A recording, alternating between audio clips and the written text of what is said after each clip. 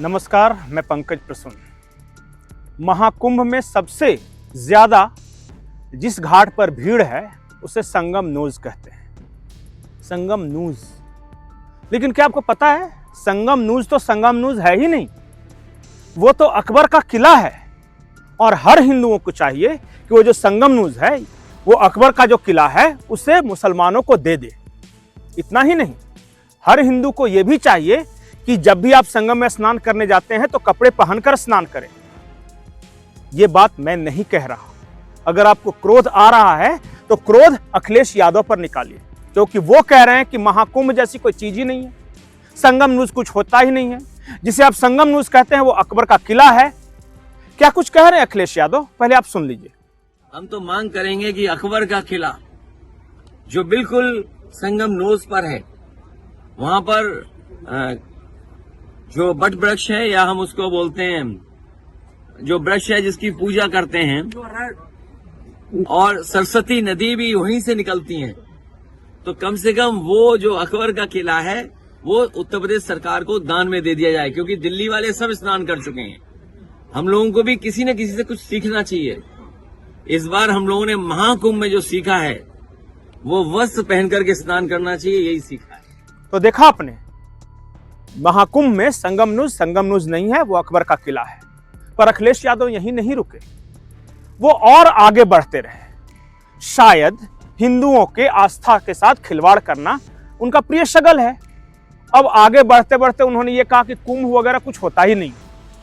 उन्होंने यहां तक कह दिया कि महाकुंभ तो ये अफवाह है, पैसे की बर्बादी के लिए इस तरह की बातें फैलाई गई है, और 144 साल वाली बात तो एकदम फर्जी है।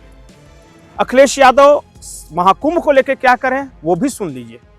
होता है, अब इनकी विफलता इनके सामने खुद भी देखिए, महाकुंभ कोई शब्द नहीं है, लेकिन इन्होंने क्योंकि महाआयोजन के लिए बहुत सारा पैसा निकालना था, इसलिए पैसे को बर्बादी करनी थी, इसलिए नाम भी इन्होंने महाआयोजन दिया और लोगों को गुमराह किया गया। 144 वर्ष बाद हो रहा है, किस तारीख से ये तय?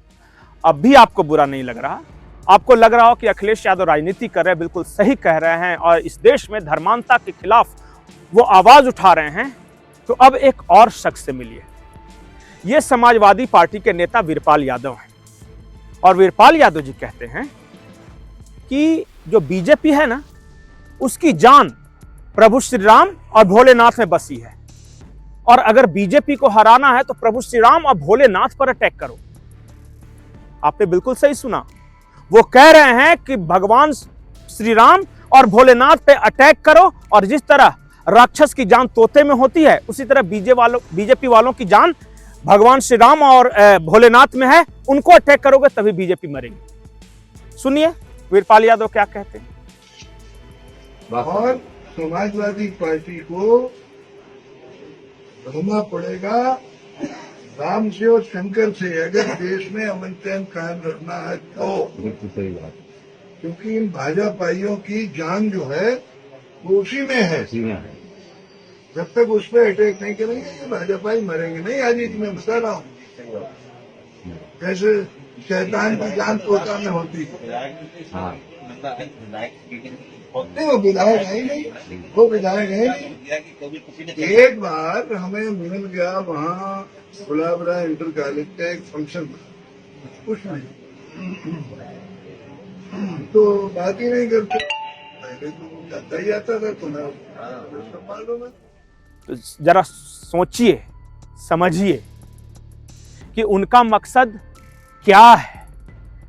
अखिलेश यादव की पार्टी के लोग संगम नूज को अकबर का किला बता रहे हैं, भगवान श्री राम और भोलेनाथ पर आक्रमण करने की बात करें, कह रहे प्रहार करो उनको, अगर आक्रमण करोगे उनको नीचा दिखाओगे तभी बीजेपी हारेगी। और अगर अब भी आपको संतोष नहीं हुआ तो एक मैं वीडियो दिखाता हूं। यह वीडियो उत्तर प्रदेश के महमूद नगर की है। यहां समाजवादी पार्टी के नेता का एक लड़का पाकिस्तान के समर्थक में पोस्ट कर रहा था, और उत्तर प्रदेश पुलिस ने उसे गिरफ्तार किया। पूरा वीडियो देखिए एम्बियंस के साथ, तब आपको समझ में आएगा कि उत्तर प्रदेश की राजनीति किस ओर जा रही है। एक ओर योगी आदित्यनाथ और भारतीय जनता पार्टी, और दूसरी ओर समाजवादी पार्टी, उसके नेता और उनके बयान। वीडियो देखिए और कमेंट करके जरूर बताइए कि आपको ये वीडियो कैसा लगा। नमस्कार। पढ़ने बैठो गाड़ी में। वाह मेरे देशद्रोही, मुंह खोलो। बहुत सही होनहार देशद्रोही, बहुत सही। वाह मेरे देशद्रोही, क्या छा गए हो गद्दार, ओ देशद्रोही। अरे मुंह दिखा दे दो देशद्रोही, ओ चोर, मुंह दिखा दे देशद्रोही।